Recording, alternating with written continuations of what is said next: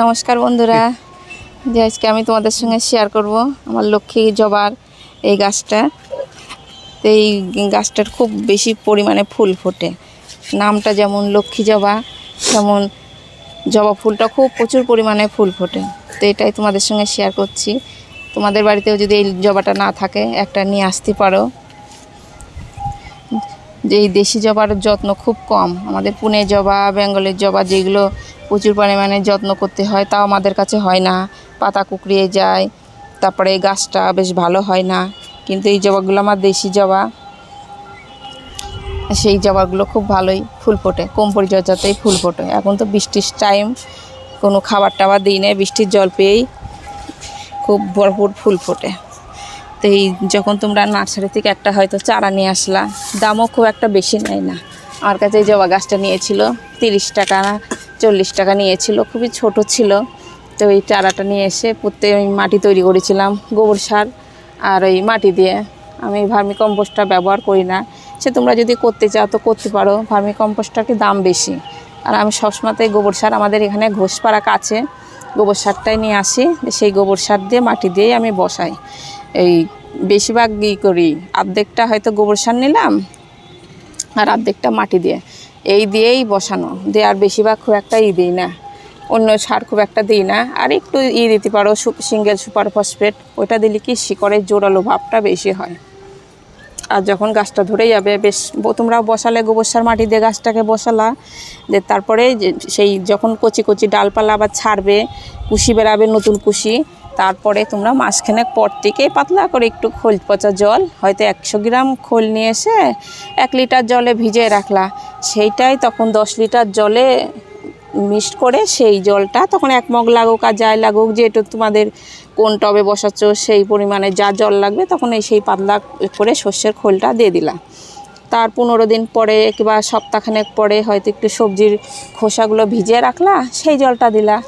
এই রকমই যদি 15 দিন পর পর যদি এই দুটো খাবার দিতে থাকো, তাহলেই গাছটা যেমন বুশি হবে, ঝাড় হবে, আর এই তখন ফুলের কুড়িগুলোও খুব বেশি পরিমাণে আসবে।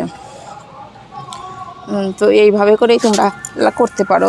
হয়তো নার্সারি থেকে যে সব গাছগুলো, তবে এটা আমার নার্সারির গাছ না, আমি বাড়িতেই করি এই ধরনের করে। এই রকম করে যদি গাছটা হয়তো লম্বা ঢ্যাঙা লম্বা গাছ একটা নিয়ে আসলা, তাহলে এখানে যেমন একটা কুশি বেরাচ্ছে, এখানে একটা দুটো কুশি আছে, তেমন এই কুশিটা রেখে দেবা। আর এইখান থেকে যদি তোমরা কেটে দাও, নিচ থেকে কেটে দিলে কি হবে, বেশ ছোট্টর থেকে একবারে ঝোপালো শেপ নেবে। যেমন আমার এই গাছটা, আমি যদি এই ধরনের যদি তোমরা করতে চাও, একটা যে কোনো গাছ ঝোপালো করতে চাও, তাহলে কী হবে, এইখান থেকে কেটে দিতে হবে। এইখান থেকে না কাটলে ঝাড়টা ভালো হবে না। আর তোমরা অনেকেই যারা নতুন বাগানে মনে করে যে আমার এত সুন্দর সুন্দর গাছগুলো আছে, কাটতে মায়া লাগছে, সেটা আমারও আগে হতো ওইরকম, কিন্তু সেটা তোমরা কী করবা, কেটে দিবা। অত গাছের মায়া করলে পরে গাছ সুন্দর করতে পারবা না। এইখান থেকে ধরে কেটে দিবা, তারপরে গাছটাকে প্যাকেটটা কেটে প্রতিস্থাপন করলা। আবার এই প্যাকেটটাও কী করে, অনেকে প্যাকেটটা বাঁচাতে যায়, দিয়ে এইভাবে করে টেনে টুনে বের করতে গেলে কি হবে, এই শিকড়টা ছিঁড়েও যেতে পারে। যে তার জন্যে তোমরা কী করবা, এই বেলেট দিয়ে এদিকটা একটা কাটলা, এদিকে কাটলা, কেটে তখন এই রুট বলটা সহকারে বের করে তখন প্রতিস্থাপন করলা। করে এইভাবে করে যদি যত্ন করো, পরিচর্যা করো, লাগাও, তাহলে খুব ভালো হবে। আর একবার জল দেওয়ার পরে যখন টবের মাটি পুরো শুকাবে, তারপরে তোমরা জল দিবা। অনেক গাছ কী করে, অনেক নতুন বাগানে ওই জল দেওয়ার কারণে গাছগুলো মরে যায়। একবার টবের মাটি শুকায় না, তারপরে আবার জল দিয়ে দেয়, কিংবা বেশি বেশি খাবার দিয়ে দেয়।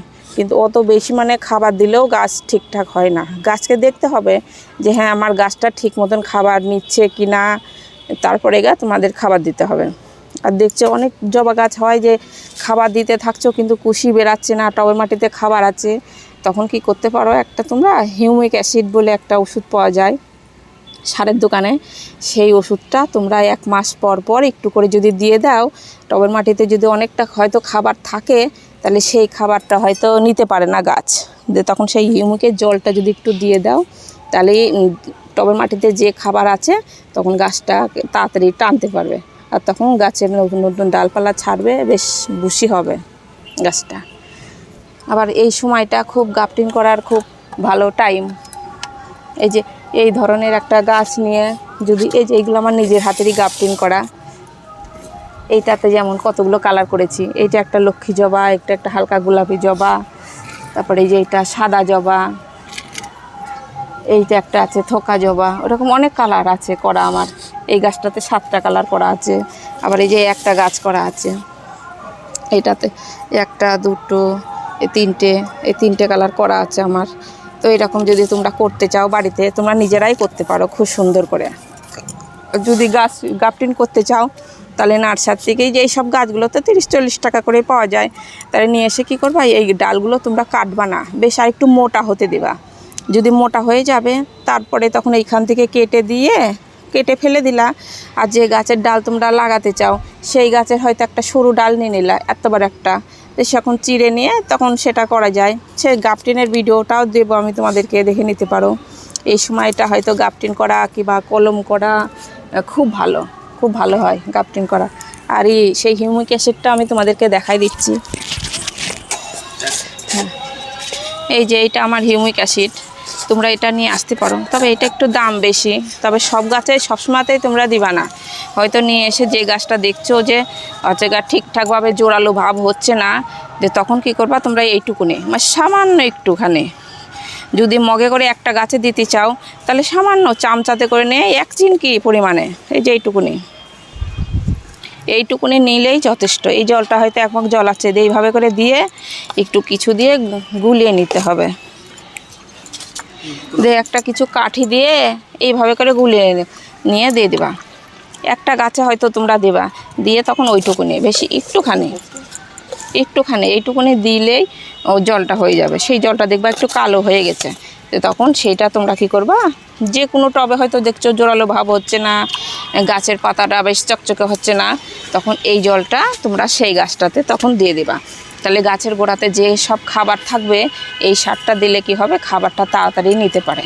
আমরা যেমন ডাক্তারখানা যাই, যে খাবার টাবার হজম হয় না, তখন একটা দোকানে ডাক্তারখানায় গেলে পরে একটা ফাইল দেয়, যে সেই ফাইলটা খেলে তখন পেটের সমস্যা ঠিক হয়। তেমন গাছেরও এইটা একটা ওষুধের মতন খুব কাজ করে। এই জলটা তোমরা যদি দিয়ে দাও, সেই গাছের গোড়াতে যেই সব খাবার থাকবে, গাছটা তখন তাড়াতাড়ি গ্রহণ করতে পারবে। তাহলে তোমরা সেই পুনে জবা, বেঙ্গলের জবা, সেইগুলো বাইরের জবাগুলো আনতে পারো, কিন্তু দেশি জবাগুলো যদি তোমরা রাখো তাহলে গাছ ভর্তি ফুল হবে, পুজোর ফুলের আর চিন্তা করতে হবে না। তাহলে ভিডিওটা এখানে শেষ করছি। নমস্কার।